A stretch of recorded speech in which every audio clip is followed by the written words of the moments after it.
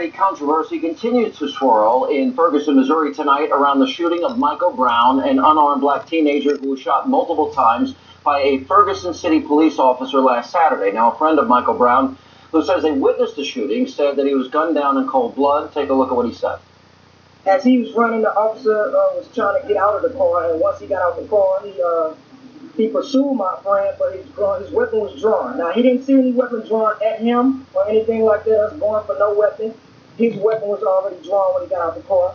He shot again, and once my friend felt that shot, he turned around and put his hands in the earth, and he started to get down, but the officer still approached with his weapon drawn, and he fired several more shots. All right, joining me now to give his insight into what happened on that fateful Saturday afternoon, Ferguson City Police Chief Thomas Jackson. Mr. Jackson, welcome to the program. Thank you for being with us. Thank you for having me, Sean. I read your public comments. They differ dramatically from what we just heard.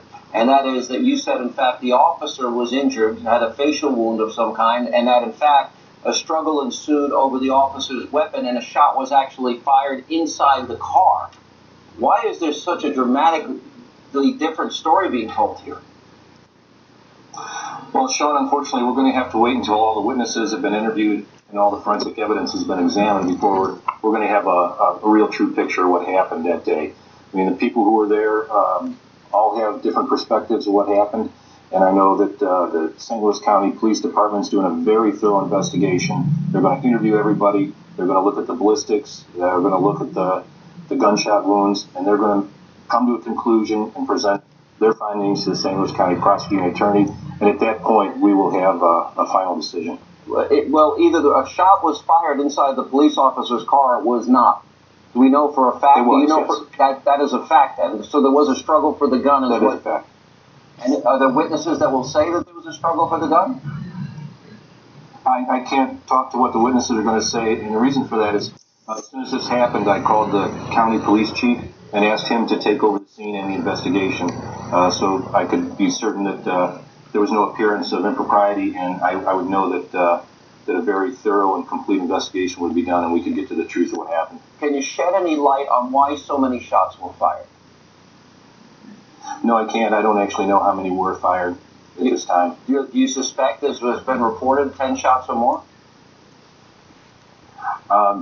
It's possible that many shots were fired. Well, you had I assume you found shell casing. You know a certain amount. Do you have a range in which you know? No, I can't talk to the evidence at all. That's the St. Louis County Police Department's investigation. I understand that the police officer, there's been a lot of death threats against him, a lot of volatility. You've got the new Black Panther Party. Louis Farrakhan has spoken out. The Reverend Al Sharpton is there. You've had the chanting. We'll have a sign up there. The only good cop is a dead cop. There's been rioting and looting, etc., going on. That has prevented you from releasing the name of the officer. Some have questioned whether the wisdom of that, the public's right to know versus the safety of the officer. You're balancing that? I am, and that's exactly what we did. We had originally believed that we had an obligation to release that information to the public and to the press. But what happened is another officer's name was released as being the officer involved in the shooting. He was not, but his picture was put up on the internet. His Facebook page was hacked, and death threats started coming in. So that's when we weighed the benefit of releasing the information right now versus the safety to the officer, his family, and his neighbors, and the rest of the police department. So we decided to delay the release of the name. Let me ask you this one simple question. Based on your preliminary investigation and you speaking with other officers that were on the scene, as I understand it, correct? Yes. Then are you convinced that the officer involved in the shooting was within department guidelines in protecting himself? I can't answer that question until I have the final report from the county. I really don't want to say anything that I might know or that I think. When I say something, I want to say what I know. But you are certain that an altercation occurred and a shot was fired within the car, meaning Mr. Brown was in the car at some point. He was, yes. And he was, yes, in other words, he wasn't handcuffed in the car. He went in the car of his own volition. Is that yours? Yes. All right. And then do you believe that there was a struggle for that gun? That's what the county police chief said in his opening statement.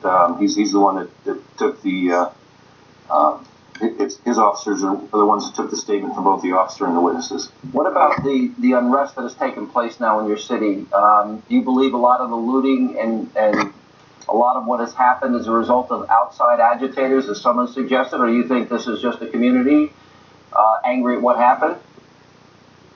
No, it's a lot of outside agitators that are causing the violence.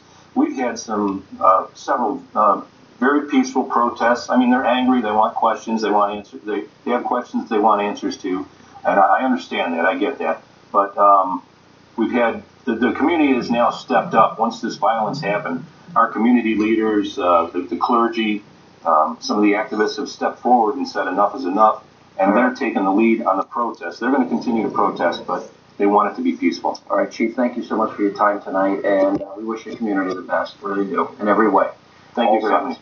And coming up, our great American panel weighs in on the escalating violence that is happening.